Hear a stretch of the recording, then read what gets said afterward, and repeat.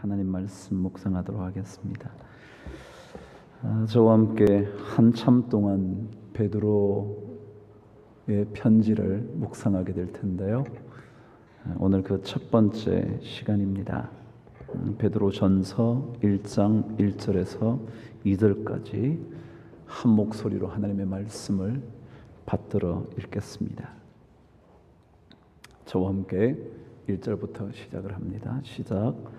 예수 그리스도의 사도 베드로는 본도, 갈라디아, 갑바도기아, 아시아와 비두니아에 흩어진 나그네 곧 하나님 아버지의 미리 아심을 따라 성령이 거룩하게 하심으로 순종함과 예수 그리스도의 핏부림을 얻기 위하여 택하심을 받은 자들에게 편지하노니 은혜와 평강이 너희에게 더욱 많을지어다. 아멘. 오늘 첫 번째 말씀을 묵상합니다. 오늘 말씀 시작은 이 편지를 쓴 베드로 이야기부터 시작할 겁니다. 당연히 저자가 베드로이라는 사실을 여러분들이 아실 테고요. 이 베드로의 이야기를 한번 묵상해 보시죠. 사복음서의 마태복음에는 베드로의 첫 번 등장을 주님께서 그를 부르시는 것으로 시작하고 있습니다. 성경 속에는 신약 가운데 베드로라는 이름은 딱 한 사람밖에 나오지 않습니다. 같은 이름이 없습니다. 한 사람입니다. 잘 아시는 대로 시몬 베드로 그러죠? 시몬 베드로. 시몬은 히브리 이름입니다. 그리고 여러분 아시는 대로 또 무슨 베드로라 그럽니까? 게바라 그러죠? 게바는 아람어입니다. 예수님께서 간간히 사용하셨던 언어였죠. 아람어의 게바라는 뜻은 그리스어, 다시 말하면 헬라어 베드로와 똑같은 뜻입니다. 다시 말하면 바위, 반석이라는 뜻이죠. 그러니까 게바나 베드로나 똑같은 이름이죠. 주님께서 아람으로 부르실 때 게바라 부르셨고 그것을 다시 헬라어로 바꾸면 페트로스, 베드로 그렇게 부른 거죠. 그런데 이 베드로의 등장이 마태복음 4장에 처음 등장을 합니다. 그러니까 그의 등장이 어떻게 된 것인가를 살펴보므로 베드로가 쓴 편지 전체의 처음을 한번 열어가 보죠. 마태복음 4장으로 저와 함께 가겠습니다. 마태복음 4장 18절에서 20절까지 읽으실게요. 시작. 갈릴리 해변에 다니시다가 두 형제 곧 베드로라 하는 시몬과 그의 형제 안드레가 바다에 그물 던지는 것을 보시니 그들은 어부라. 말씀하시되 나를 따라오라. 내가 너희를 사람을 낚는 어부가 되게 하리라 하시니 그들이 곧 그물을 버려두고 예수를 따르니라. 아멘. 그러니까 베드로의 등장의 첫 번째 모습이었습니다. 베드로는 고기 잡던 사람이었습니다. 그런데 주님께서 그를 부르시고는 무엇라고 말씀하셨느냐 하면 내가 너로 하여금 사람을 낚는 어부가 되게 하겠다 그러셨습니다. 이제껏 잡아왔던 것은 고기였습니다. 물고기였습니다. 그것은 자신의 삶을 위한 도구였죠.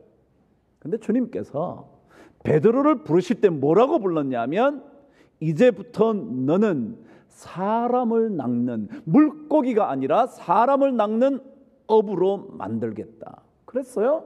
근데 그 얘기를 듣더니 오늘 말씀에 의하면 곧 그물을 버려두고 주님을 쫓아갔다 그랬습니다. 베드로는 어떤 사람이었냐 하면 물고기를 낚는 어부에서 사람을 낚는 어부로 바뀐 사람이었습니다. 이게 무슨 말일까요? 저는 갑자기 이런 생각이 들었습니다. 여러분 한번 보세요. 계속 갈릴리 호수에 가서 그물을 던져요. 고기를 잡아요. 그리고 하루를 먹고 살아요. 어쩌면 이틀을 먹었을지도 모르죠. 그러다가 또 고기가 떨어지면 또 고기를 잡아요. 그리고는 또 그것을 통하여 가족이 먹고 살았겠죠. 이 삶이 계속됩니다. 그런데 주님께서 딱 한마디를 하고 났더니 베드로가 삶을 확 바꿉니다. 왜 그랬을까요? 여러분 어떠세요? 베드로가 그 말 한마디, 사람을 낚는 어부, 그 말에 그의 삶의 송두리째 변화를 가지고 옵니다. 사람을 낚는 어부, 내가 물고기만 잡고 살까? 내가 물고기만 잡아서 이것 먹고 살다가 인생 마칠까? 내가 돈 좀 벌어서 인생 살다가 그냥 가는 걸까? 어쩌면 베드로는 끊임없이 이 생각을 했을지 모릅니다. 왜냐하면 그렇지 않고서야 어떻게 주님께서 사람을 낚는 어부가 되게 하겠다는 말 한마디에 곧 모든 것을 버려두고 주님을 따르겠어요. 그전부터 계속해서 마음속에 내가 진짜 이렇게 살아도 될까? 이게 진짜 인생 사는 걸까? 정말 내가 돈 좀 벌어가지고 자식 키우고 이것 좀 하고 저것 좀 하고 좋은 집 사고 자동차 좀 바꾸고 그러다가 살다가 끝나는 걸까? 그 생각을 베드로는 하고 있었던 것 같습니다. 알 수는 없지만. 그러나 여러분 한번 생각해 보세요. 생각지도 않은 얘기를 들었다고 그게 무슨 얘기예요? 라고 그래야 정상이죠. 그런데 그는 그 말 한마디를 딱 듣자마자 곧 그물을 포기하고 주님을 쫓아갑니다. 그래요. 삭개오도 마찬가지죠. 여러분 한번 생각해 보세요. 자신의 삶에 대하여 끊임없이 자기는 이거 어떻게 하지? 내가 정말 이렇게 살아도 될까? 내가 같은 동족의 피를 빨아먹고 사는 인생으로 살다가 마치면 되겠나? 그 생각을 계속하고 있었을 거예요. 그러니까 주님께서 삭개오야 내려오라 그랬더니 곧장 내려와서 주님을 모시고는 제가 토색한 것들이 있으면 다 몇 배씩 갚을게요 라는 말이 나오지. 그런 생각이 없었다면 그 말이 나오겠어요? 주님 한번 부른다고 내려오겠어요? 그냥 누군가 한번 본 것뿐이지. 근데 아니에요. 삭개오도 끊임없이 마음속에 생각하고 있었을 거예요. 베드로도 마찬가지로 그래, 내가 고기 잡는 인생으로 살다가 인생 마치면 안 되지. 그래서 저 혼자 첫 번째 베드로의 인생이 신비함에 눈을 뜨고 거기에 자기 자신을 맡기기로 한 인생이다. 그렇게 읽었습니다. 신비함. 한번 생각해 보세요. 물고기를 잡는 인생은 하나도 신비하지 않아요. 여러분 어디에 가서 돈 버는 거 하나도 신기하지 않아요. 누구나 다 하는 거잖아요. 성인이 됐다면 지가 먹을 것 풀어야죠. 뭐 목구멍이 포도청인데 먹어야죠. 뭐 그것 때문에 여러분 열심히 일해야죠. 땀 흘려야죠. 이거 어느 누구도 그거 가지고 뭐 야, 그 친구 대단한 인생 사는데 그럴 사람 없어요. 그런데 사람을 낚아?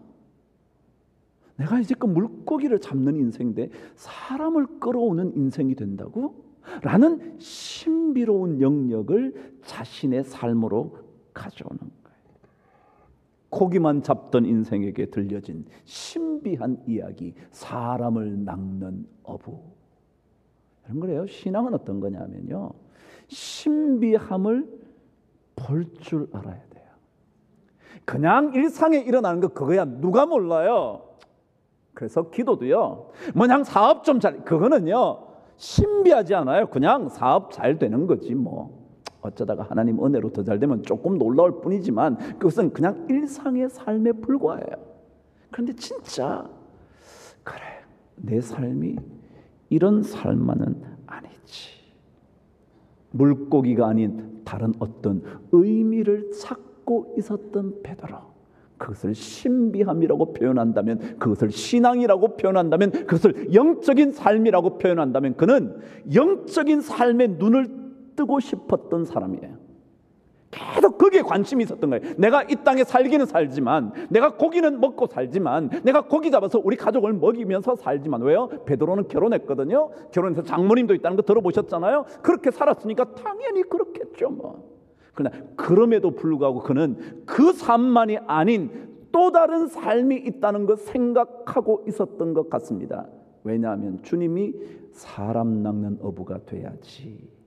그러니까 곧장 포기합니다. 우리나라에 최요삼이라는 권투 선수가 있었습니다. 여러분 기억하실지 몰라요. 2007년도에 한 선수와 시합을 하곤 판정성을 거두고 난 다음 쓰러졌다가 그냥 세상을 떠나버린, 판정승은 했는데 맞은 충격으로 쓰러진 채 못 일어나서 세상을 떠나버린 선수였죠.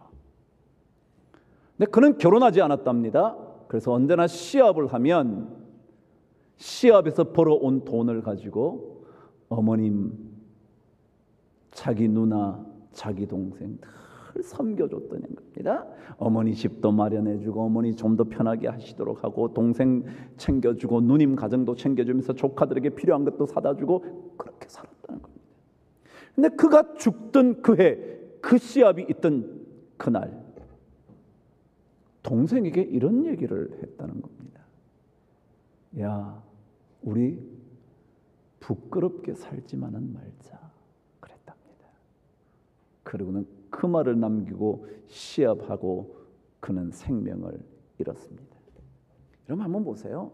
삶은요 그냥 사는 거 아니에요. 권투해가지고 자기의 삶의 방편으로 권투를 해서 돈 좀 벌어다가 누구를 도와주고 하는 것, 이것 정도가 아니라 이 친구의 마음속에는요, 그래 우리 부끄럽지 않게 살아야지, 부끄럽지 않게 살아야지. 그럼 무언가가 있어야 돼요. 삶은 우리의 일상에만 그칠 수 없는 어떤 신비로운 영역이 우리에게 있어요. 왜요? 하나님께서 우리를 만드신 다음에 뭘 불어넣으셨습니까? 하나님의 숨결을 불어넣어서 영적인 존재가 되잖아요. 생명이 되잖아요. 살아있는 영적 존재가 되거든요. 그러니까 일상 사는 것만 가지고는 우리의 삶을 다 말할 수가 없는 거예요. 그러니까 그 신비로움을 볼 수 있어요. 삶은요 영혼의 문제예요. 영적인 갈급함의 문제예요. 삭개오가 그랬던 것처럼 돈의 문제가 아니었어요.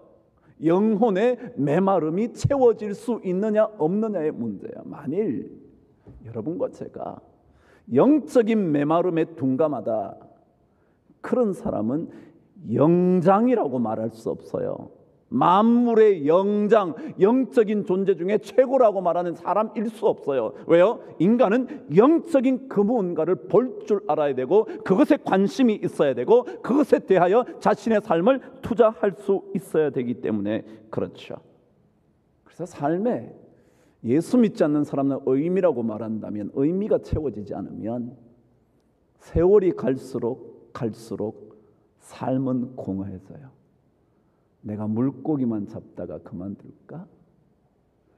내가 겨우 돈 벌어주다가 자식들에게 멀어지고 부인에게 멀어지고 아무것도 아닌 존재, 이거 뭐하지?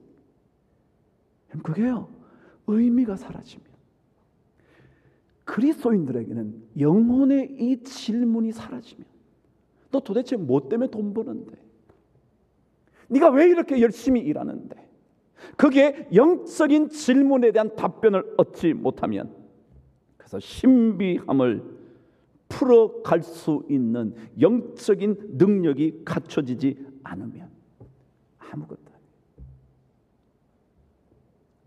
베드로의 이야기가 사도행전에 계속 적혀져 있습니다. 사도 바울이 1차 전도 여행 이전까지는 주로 베드로의 사역의 이야기로 적혀져 있습니다. 그 베드로의 이야기 중에 어느 날 하나님의 놀라운 역사를 일으키는 베드로를 보다가 한 사람이 돈을 들고 옵니다. 나도 당신이 일으키는 그 놀라운 능력을 사고 싶습니다. 그러자 사도 베드로가 그러죠. 야, 하나님의 은사, 하나님의 선물을 돈으로 살 줄 아냐? 너는 돈과 함께 망할 거야. 여러분, 우리가요, 영적인 존재가 영적인 것을 일반화시키면요, 그거는 망하는 인생이에요. 우리 존재가 영적인 것에 눈을 뜨지 못한 채 그 일상성에만 빠져 있으면, 그래서 예수 믿는 사람이 그 삶만 살면요, 그건 아무것도 아니에요. 그러니까 우리 기도도 그것만 기도하면요, 그 아무것도 아니에요. 그럼 마치 하나님의 은사, 하나님의 선물을 돈으로 살 수 있다고 생각했던 그 사람과 하나 다를 것 없어요. 그럼 신비함이에요. 올여름 벌써 시작됐죠? 올여름 패션에 대하여 한 가지만 알려드릴 테니까 잘 들으시죠. 여름이 되면 노출의 시기라 그러죠. 그래서 조금 몸매가 안 따라주는 사람들은 고통스러운 시절이죠. 조금 몸매가 자신 있으면 나시부터 입죠. 팔을 걷어붙입니다. 그래서 자기의 날씬한 팔을 자랑하고 싶고요, 몸매를 자랑하고 싶어요. 그래서 점점 더 노출을 한다 그러죠. 그래서 여름 수영장의 비키니는 최소한만 가려서 자기 자신을 드러내려고 그러죠. 근데 올해 패션 잘 들으세요. 올해는 감추는 패션이랍니다. 감추는 패션. 드러내지 않는데. 여러분 잘 들으세요. 드러내지 않지만 그것 때문에 오히려 신비함을 줄 수 있는 디자인이 올해의 패션이랍니다. 저는 그게 맞다고 봅니다. 여러분, 다 드러내놓으면 처음에는요, 눈요기는 되지만 나중에는 하나도 재미없어. 그러나 숨겨진 듯한 느낌, 그걸 제가 구태여 신비함이라고까지는 말하지 못하겠지만 그런 느낌을 줄 때 최대한 숨김으로 말미암아 어떤 신비로움을 끌어낼 수 있는 패션, 신비함을 놓친 인생은요, 추합니다. 왜 우리 인간이 영적인 것을 찾지 않으면 인간답지 못하냐면, 신비함을 놓친 인생은 다 발가벗겨진 채 보여지는 그냥 육신 덩어리에 불과한, 그래서 인간이라고 말할 것 없는 동물과 같은 인생이라는 거예요. 그래서 신비함을 붙잡아요. 사도 베드로는 그런 사람이었던 거예요. 그러니까 자기가 고기는 잡고 사는데, 이 인생만이 전부가 아닐 텐데, 오늘도 잡고 내일도 잡고 좀 많이 잡은 나는 2, 3일 걸러서 잡고, 그런 인생만이 내 인생이 전부가 아닐 텐데 뭐가 있어야 되지? 그때 주님께서 나타나셔서 너 사람 생명 얻어야 되지 않겠어? 라고 말씀을 듣는 순간 그는 자신의 삶을 포기하고 그런 거예요. 에서가 신비함을 놓친 사람이죠. 왜요? 당장 눈앞에 보인 배고픔, 배를 채울 수 있는 것, 그것 때문에 장자가 가지고 있었던 영광스러운 모습, 그 신비한 거예요. 당장은 몰라요. 아버지가 계실 때까지는 장자 별거 없어요. 아버지가 돌아가시고 나면 온 집안의 총책임자가 되는, 그리고 아버지의 모든 유산의 핵심 부분을 다 가지게 되는, 그러니까 그건 나중에 가봐야 하는 거거든요. 그러니까 그걸 미리 볼 줄 알아야 되는데 못 보기 때문에, 못 보았기 때문에, 아니 자기 눈앞에 다가온 배고픔 하나의 일상성에 몰두해 있었기 때문에 그는 신비함을 놓쳤고 마침내 평생 야곱의 아랫단에 자리 잡게 된 인생이죠. 그래요. 신앙생활이나 삶은요, 영적인 신비함을 놓치면 안 돼요. 그래서 신앙생활 할 때 너무 일반적인 것에 세상 사람들과 똑같이 너무 매달리지 말자. 주시면 받고, 안 주시면 기다리고, 기다려도 안 주시면 다음 세대에 주시겠지 소망을 품고 그러는 거죠. 그게 신비로움이에요. 제가 음악을 좋아하잖아요. 너무 좋아해서 탈이죠. 저는 아직도 왜 내가 음악을 안 했나 생각을 할 때가 있어요. 지난번에 함신입 집사님하고 얘기하다가 함 집사님이 그러더라고요. 황 목사님, 함 집사님이 조금 있으면 우리나라에 와서 어느 학교에서 가르치신대요. 그러시면 황 목사님 오셔서 좀 배우시죠. 지휘를 그러더라고요. 기꺼이 갑니다. 제가 배웁니다. 제 다음의 인생, 저도 100살까지 살지 않겠어요? 그러니까 조금 이따 은퇴하고 제가 할 게 뭘까 여러 가지 생각해. 일단 지휘를 좀 하자. 여기 정원의 지휘자가 있지만 나도 지휘를 좀 하자. 그러고 지금 배우려 그래요.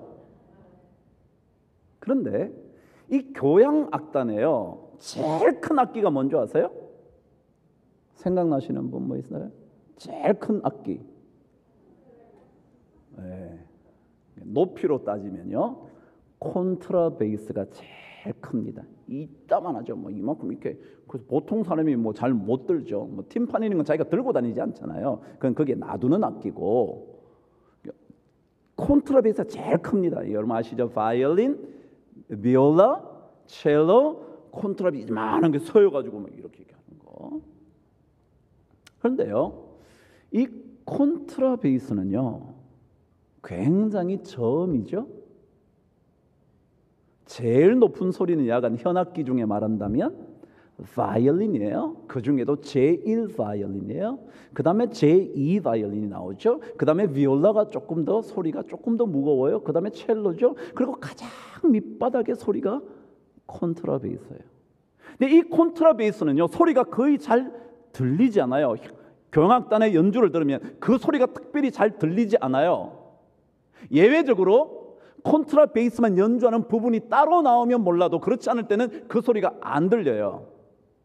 그런데 교향악단을 지휘하는 사람의 얘기를 들으면 교향악단 현악 중에 가장 중요한 게 뭐냐? 그러면 제1 바이올린 같은데 그게 아니라 콘트라베이스예요.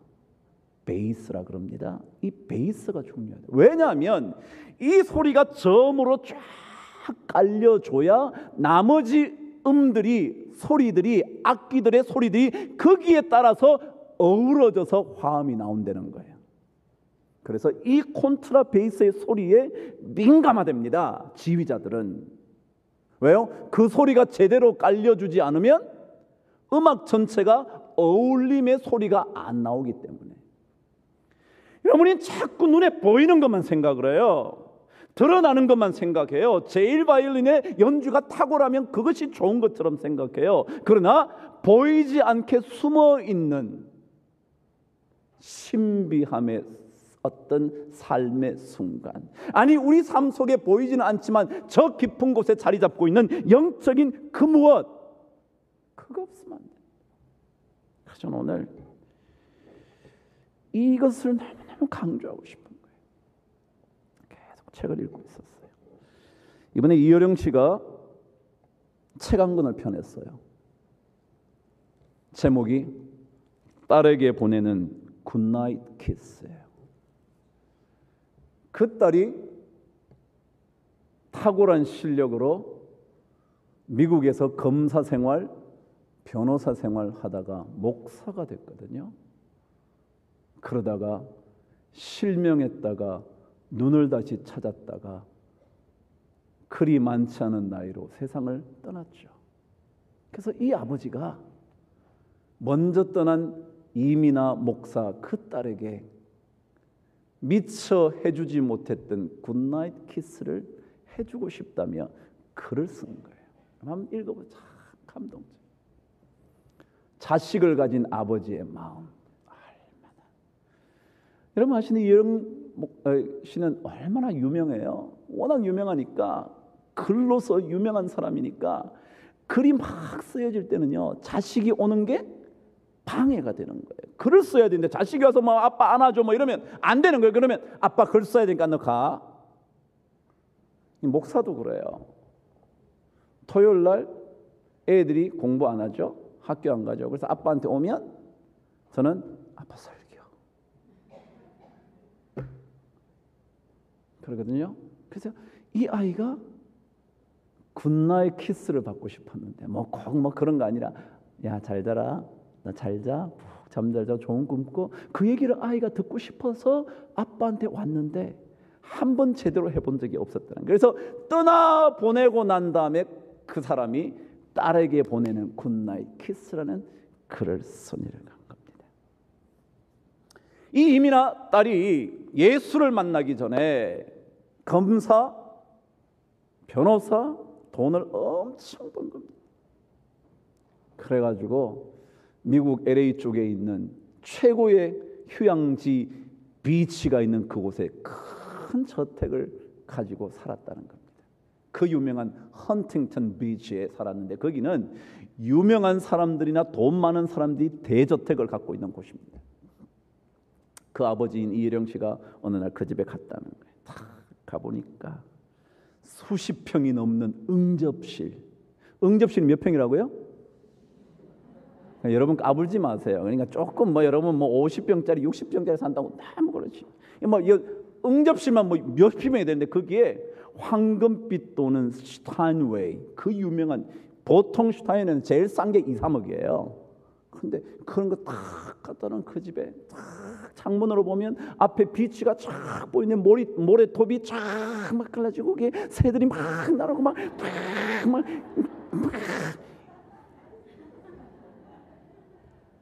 그런데 살았다는 거예요. 그래서 사람들이 따님이 LA 사신다 그런데 어디 살아요? 그럼 이혜령 씨도 자신 있게 헌팅턴 비치 살아요. 그럼 자기도 그럼 전부 다 그래요? 수백만 불짜리. 근데 그 책에 의하면 이런 제목의 챕터가 있습니다. 세상의 집에서 영혼의 집으로. 거기 보면 이 딸도 그런 꿈을 꿨다는 거죠. 나 멋진 집에서 살 거야. 돈 벌어서 그런 집을 사서 살았다는 겁니다. 그런데 아버지가 이렇게 쓰고 있습니다. 그러나 너는 어릴 적 그때만큼 행복해 하지도 않았고 그 최고의 피아노를 연주하지도 않았어. 그러면서 묻는 겁니다. 큰 저택이 우리를 행복하게 할까? 세상의 집으로는 행복을 찾을 길이 결코 없다. 영혼의 집이 마련되지 않고는 이 땅의 집으로는 절대로 행복이 안 온다. 제가 그럴 때는 사도 베드로가 베드로서를 적었는데 그 베드로 전후서의 저자인 베드로가 어떤 사람이었냐 하면 이 땅의 삶을 살다가 저 땅의 삶이 어떤 것일까? 이 인생의 일상성에서부터 신비로운 삶의 영역은 어떤 것일까? 그걸 발견해 갔던 사람이에요. 그 시각을 가지고 베드로서를 읽어야 돼. 그래서 그때 이효령 씨가 썼던 시가 제가 언제인가 예배 때 한번 읽어드렸던 시예요. 또 한번 읽어드리니까 들어보시죠.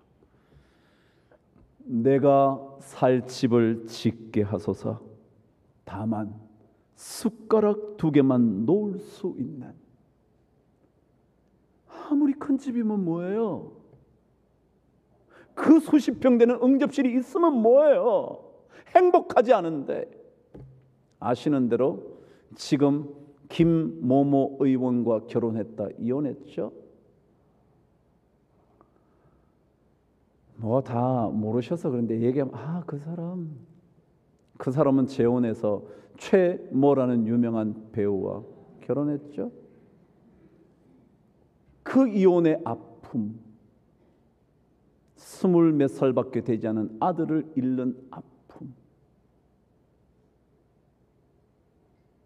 그런 수많은 아픔을 거치면서 큰 집이 뭐냐? 큰 집이. 그래서 내가 살 집을 짓게 하소서. 다만 숟가락 2개만 놓을 수 있는 식탁만한 집이면 족합니다. 밤중에는 별이 보이고 낮에는 구름이 보이는 구멍만한 창문이 있으면 족합니다. 우리는 멋진 창문이 달린 집이 있으면 좋겠죠. 비가 오면 작은 우산만한 지붕을, 바람이 불면 외투 자랑만한 벽을, 저녁에 돌아와 신발을 벗어놓을 때 작은 대돌 하나만 있으면 족합니다. 내가 살 집을 짓게 하소서. 다만 당신을 맞이할 때 부끄럽지 않을 정갈한 집 한 채를 짓게 하소서.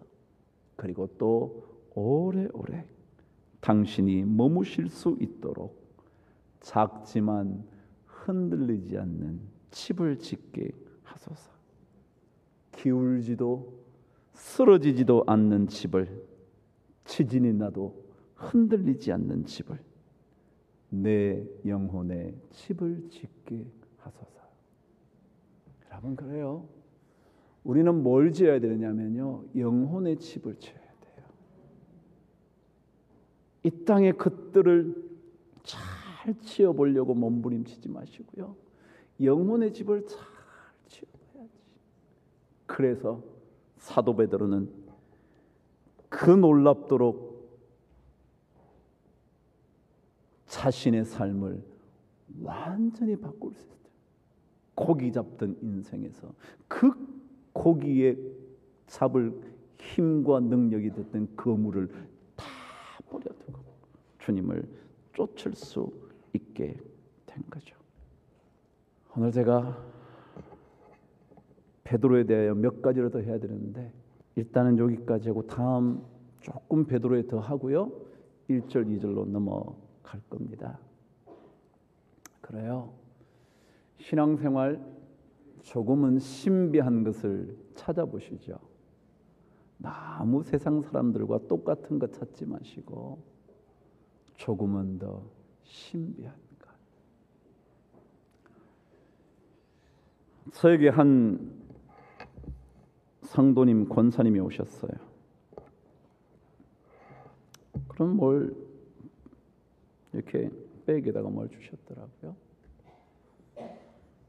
그래 가서 편지를 읽었더니 그 권사님의 편지가, 목사님, 제가 성경 속에 나오는 옥합을 깨트린 여인이 되고 싶었습니다. 그렇게 적었더라고요. 옥합을 깨트린 여인. 여러분, 옥합은요, 유일하게 남아있던 거였죠. 어쩌면 결혼을 위하여 결혼의 큰 비용을 감당할 수 있을 만큼의 그 모든 비용을 감당할 수 있는 옥합을 갖고 있었던 거예요. 근데 그걸 깨서 주님께 드렸대요. 자기도 그렇게 하고 싶다. 여러분, 신앙생활, 저는 신비함이 있어야 합니다. 그것을 여러분이 경험하셔야 합니다. 그것 경험하지 못하시면 우리는 예수 믿을수록 추합니다. 왜요? 세상 사람들보다 더 와가지고 달라고 요청하는 사람이니까. 그래서 저는 오늘 베드로의 편지를 시작하기 전에 베드로가 어떤 사람이었는지, 신비함에 눈을 뜨고 거기에 자신의 일생을 바치기 시작했던 그 사람. 그래서 주님께서 무리로 걸어오시는데 다른 사람은 가만히 있는데 뭐라고 하냐면 유령 아닐까? 무서운데? 그럴 때 사도 베드로는 뭐라 그러냐면 주님이시라면 저도 그 무리를 한번 걷게 해주십시오. 왜요? 영적인 삶이에요. 영적인 삶을 꿈꾸는 사람은요, 일상 삶을 사는 사람들이 무리를 걸어? 빠져 죽으려고 작정했냐? 저건 유령이니까 걷는 거야 라고 생각하고 있었을 때 사도 베드로는요, 주님이시라면 저도 한번 걷게 해주시죠. 저도 한번 영적인 거 한번 경험하게 해주시죠. 그때 와라 그럼 걸어가잖아요. 영적인 것에 눈을 떼야 돼. 다음 주에 하도록 하겠습니다. 그래서 그쪽에 눈을 뜸으로 인하여 참 멋진 인생이 펼쳐지면 참 좋겠습니다. 기도하겠습니다. 하나님 아버지, 우리가 이 땅을 살아서 이 땅에 필요한 게 참 많아서 그것을 추구할 수밖에 없지만, 그러나 그것이 전부가 아니고 그것이 행복을 주는 것만은 아닌 것을 깨닫게 하여 주셔서 우리 신앙인의 영적인 신비함을 결코 놓치지 않는 우리 모두가 되게 하여 주시옵소서. 그래서 베드로처럼 멋진 주의 편지를 써내려가는 인생 되게 하여 주시옵소서.